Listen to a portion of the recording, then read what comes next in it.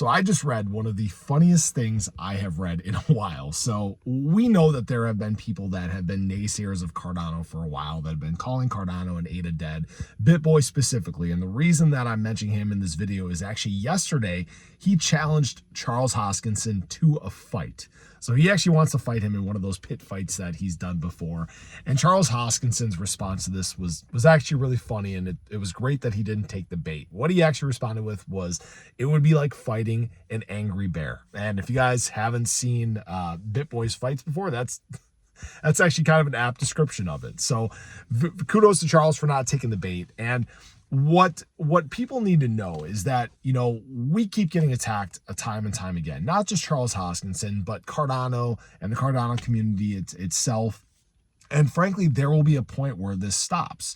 What tends to happen is when price starts moving and when Cardano adoption picks up, the haters, the naysayers, the ones that consistently talk crap, they tend to get a little quiet. I've been talking about Cardano since day one here on the channel, so over 2 years now. I've made probably 1,600 or so videos talking about different parts of the ecosystem, prices, things like that.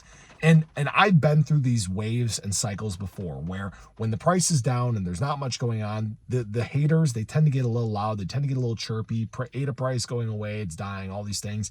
And then when ADA rebounds, like we saw in March or even from October through March, they tended to get pretty quiet. They didn't say a whole lot. When we saw TVL spiking throughout 2023, the fastest gaining TVL in all of crypto, they were very quiet. People weren't saying a whole lot of stuff, right? The development, I don't want to say production, the development, the partnerships, the things like that we're seeing with Cardano, this process that we're following, it speaks for itself. And the thing is, it is now getting bigger and louder and harder to ignore as time goes on. All right. And that's not my thoughts. It is. Look at the actual adoption that's taking place with the Cardano blockchain. Look at the partnerships that are being signed with governments throughout the world. Look at the size of the entities that Cardano is businesses, enterprises that Cardano is signing partnerships. Huawei, a massive one, right? One of the largest in all of Asia.